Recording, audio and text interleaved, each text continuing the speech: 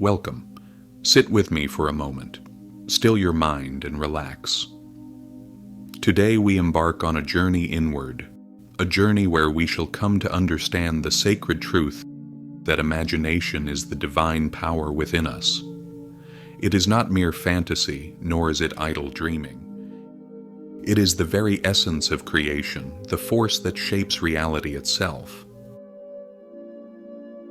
Neville Goddard, a man of deep spiritual insight, revealed that our external world is nothing more than a reflection of our inner state.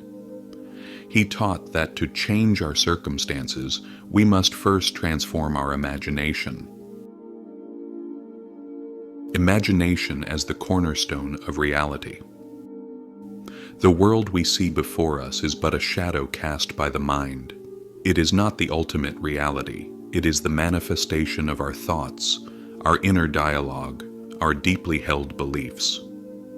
Goddard warned against surrendering to the so-called facts of life, for facts are simply past imagination solidified. Instead, he called us to a higher understanding, to recognize that the mind is the source of all things. He said, most men are totally unaware of the creative power of imagination and invariably bow before the dictates of facts. But what if facts are nothing more than yesterday's imaginings? What if they, too, can be rewritten? The feeling of the wish fulfilled. This is not about wishing, nor is it about passive hope. The secret lies in entering the feeling of the wish fulfilled. This is where one's desires begin to take form, not through mere thought, but through an inner knowing, a conviction so deep that it becomes the only reality. If you seek a home, do not simply yearn for it. Step into it within the temple of your mind. Walk its halls. Feel the wooden floors beneath your feet. Smell the fresh air that enters through open windows. The senses must be fully engaged, for imagination, when deeply felt, is more potent than any physical experience. The Girl in the Streetcar.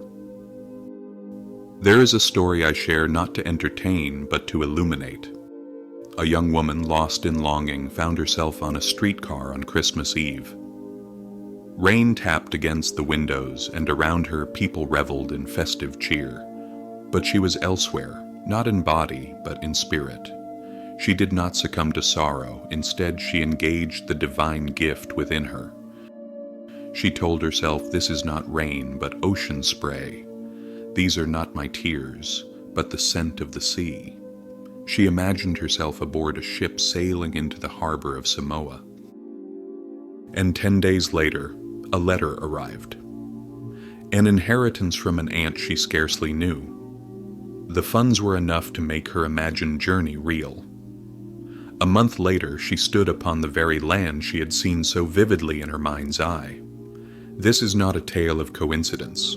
It is a testament to the law in action. Imagination is not reserved for the dreamers of the world. It is for those who understand that reality is pliable. If you desire abundance, do not lament its absence. Instead, live as though it is already yours. If you wish to ascend in your profession, do not merely hope for a promotion. See yourself as one who has already attained it. Walk with the assurance of one whose path is set. Goddard's wisdom is clear. We must think from our desires, not of them. The sacred practice, sleep and the subconscious mind. Goddard spoke often of the power of sleep, not as mere rest, but as a sacred threshold. In that drowsy state, just before sleep takes hold, the mind is most receptive. He called it entering your mother's chamber. The subconscious is the womb of creation. It takes what is given to it and brings it forth into being. When we drift into sleep immersed in the feeling of the wish fulfilled, we plant the seed deep within fertile soil. There, beyond the reach of doubt, the imagination takes root and begins its work. The practice of revision, changing the past to transform the future. Consider now a concept that may seem radical: revision. The past as we know it is not set in stone. Memory is malleable, and with it, so too is reality. A grandmother, estranged from her beloved grandson, chose not to dwell in sorrow. Instead, she engaged her imagination. Each night she envisioned letters from him, letters filled with love, with forgiveness, with the warmth of reconciliation. She felt the joy of holding them in her hands. On the 8th day, reality conformed. A real letter arrived, echoing the very sentiment she had envisioned. Do you see? The past is not fixed. What is remembered can be revised. And through revision, the future is altered. The inner conversations that shape destiny. Turn now to your own mind. What conversations unfold within it? Are they words of doubt, of fear, of failure, or do they align with the life you wish to lead?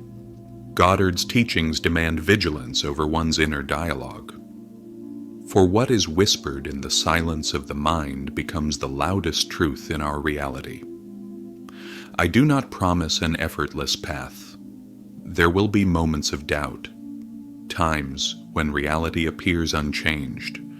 But in these moments we do not waver. We persist. Goddard urged us to see challenges not as failures, but as lessons, opportunities to refine our inner vision. When the world does not reflect our desires, we must look within and ask, what must I change?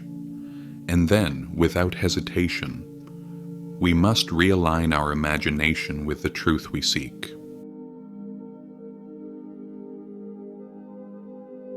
Trust and surrender, the final key. The final lesson is trust, not in the external world, nor in the transient facts that appear before us, but in the sacred law of creation. A seed does not struggle to become a tree.